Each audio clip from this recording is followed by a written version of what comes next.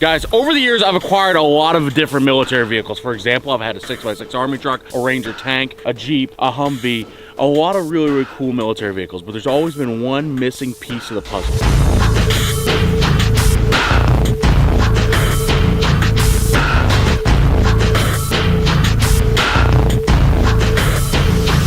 But that changes today. We're gonna try to buy an Army tank. I'm not sure we're gonna get it bought, but we're gonna try to buy a military actual battle tank. And not one, two of them. Garrett found something amazing on Facebook Marketplace this morning. And just to give you a little update of what this is, 2 Chieftain battle tanks from the UK being sold in Atlanta, Georgia.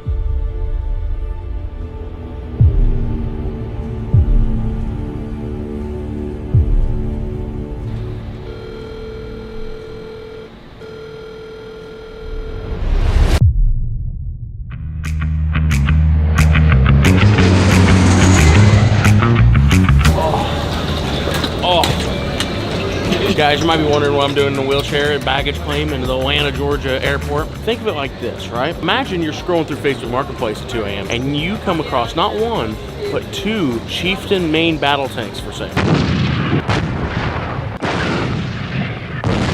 The ones that were actually used in the filming of The Walking Dead and also Zombieland. We got up at 5 a.m. this morning, flew all the way to Atlanta, Georgia, and we are here to try to buy some tanks.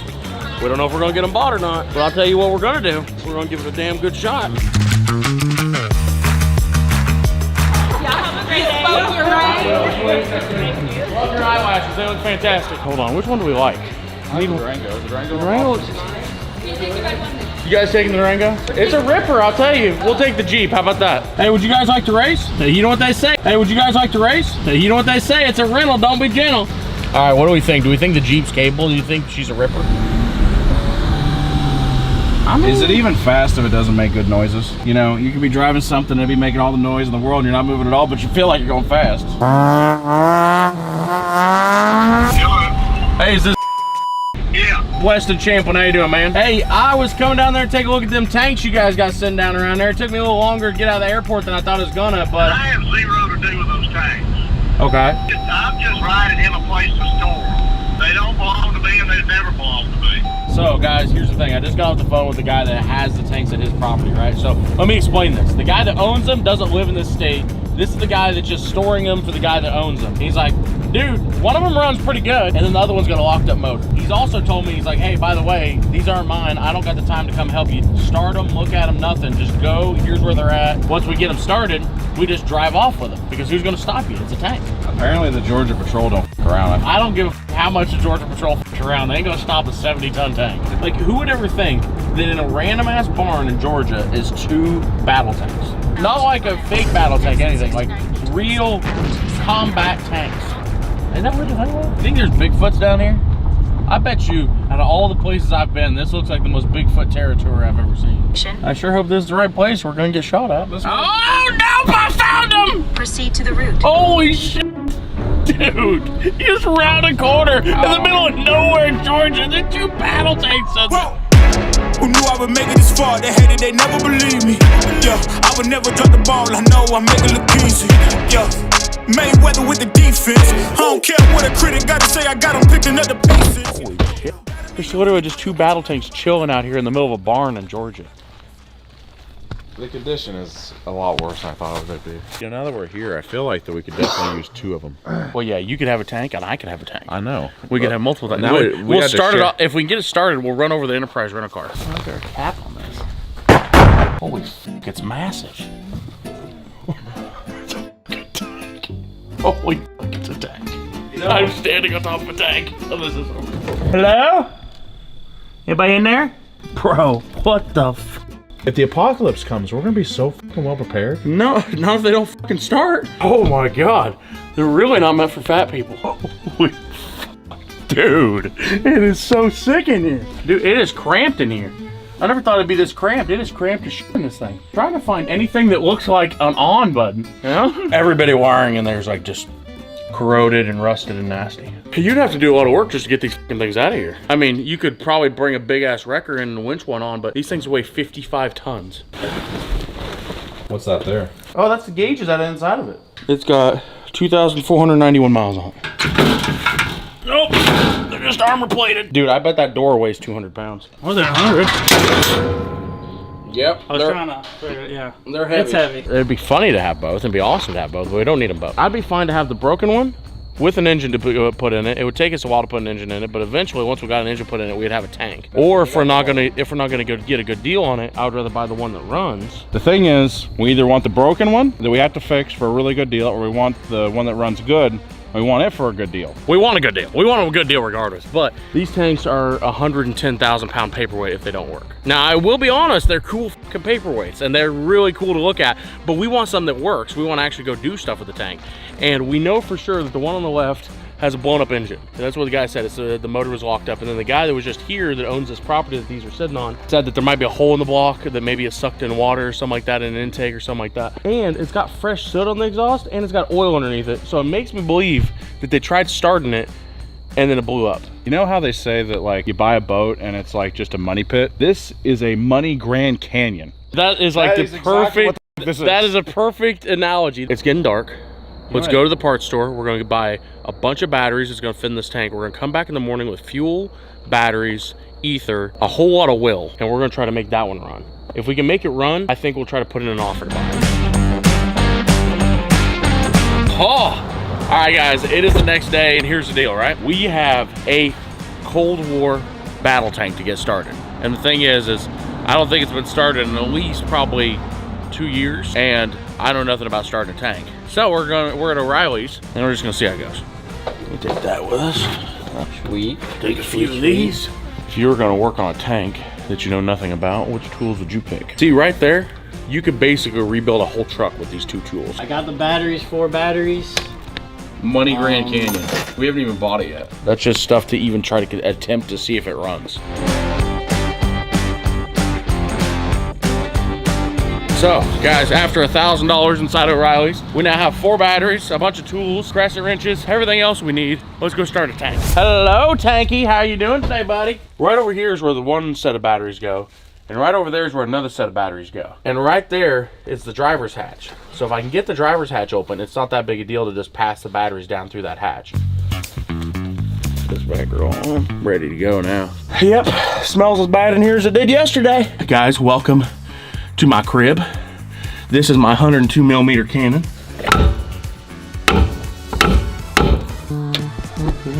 Oh, that's how I turn the fans on. That'd be great. We've currently got inside the tank and we're standing inside the turret section. So right here is the big pew-pew. That's the commander's seat. You're standing like where the spotter, I think, is. The driver goes down here where that seat is. And as you can see, that is a long freaking way down there and it's very, very tight. And the batteries are all the way at the front of that compartment.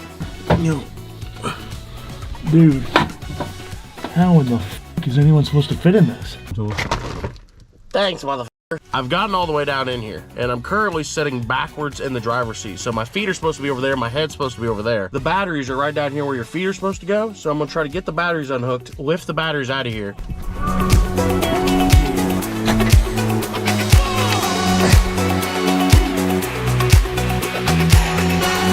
Got it. There's like a power junction box over here and there's a bunch of cables that's not hooked up to anything. I'd like to know where the start button is and how to fucking shut it off, because if we get it started and can't shut it off and it's in gear or something, I'd hate for it to run over something, you know what I mean? Okay, well, as a professional chieftain tank expert, and by not professional at all, I mean literally I haven't even Googled it yet. I'm pretty sure that's what throws it into gear, forwards and backwards. I'm pretty sure that's the start button. These switches over here, they have something to do with starting it. Hey Siri, call Cody whistling. What's up, dude? Not much, what are you up to? I'm in an 18-wheeler about to haul ass down this freaking field. Oh, dude, are you fucking up that Peterbilt? I think we're hitting something. Hey, quick question. How do you start your tank? It's a bit of a pain, but there should be...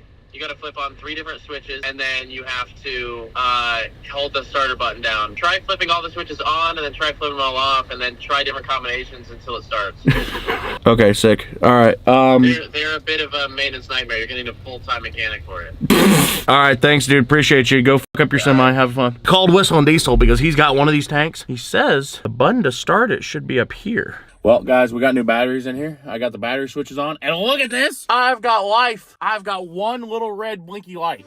Let's figure out where we need to check the oil. We'll check the oil, we'll check the antifreeze, we'll check all the fluids, and then once all the fluids are checked, we should be able to fire this thing up and ideally throw it into gear and drive it out of here, hopefully. Hold on. Found it.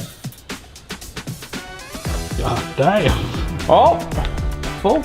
Hell yeah. To be honest, we could have probably already had it running, but I want to make sure it had oil in it, and I want to make sure it had coolant in it. That way, if we do get it running, then we don't f anything up. I want to see exactly what I have to move and where if I have to shut this thing off manually. It's got coolant in it. It's got oil.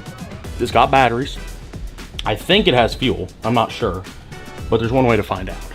Let's hit the key and see if it goes. Right there is a 19-liter British 800 horsepower diesel engine, and I'm going to stick this crowbar into the flywheel while he goes to crank it so we can get it started, so we can see if it runs, and hopefully it doesn't take my hand off or my arm or my face. That'd be good too.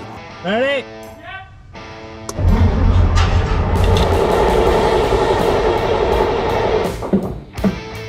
Damn. All right, go ahead.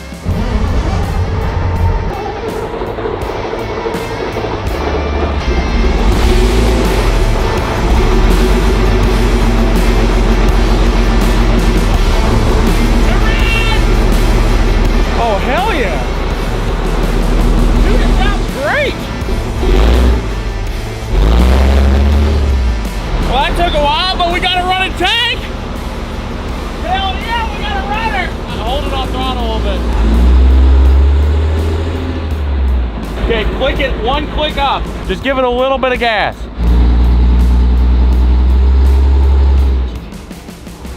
Yeah, buddy, it moves. Give it a little more.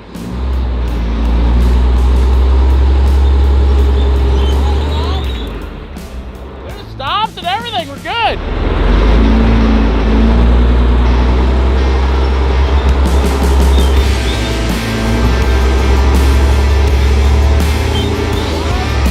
Well, guys, here's the thing, right? It took us a while. We had to call Mr. Hughes from Britain to kind of walk us through how to start it, but we got the tank started and it moves. Now, the other thing is it just rained here and I don't want to absolutely wreck this guy's field. Come here to see what we wanted to see. We came here to look at a tank to try to buy it. To be fair, it didn't run when we got here. We had to work on it a little bit, put batteries in it, work on the starter, work on the fuel solenoid shut off. But after all that, and after a whole day of messing around with it, we got it to run. And it moves. From this point, I'm gonna talk to the guy that owns these tanks. He's a super nice guy, but we're gonna try to buy one. I don't know which one we're gonna try to buy, but we're gonna try to buy one of them. And this one here, I like this one, it works. All right, guys, thanks for watching the segment. I don't know where this is going from here, but I gotta get my batteries out of this thing and go back to Kansas. So, see you later.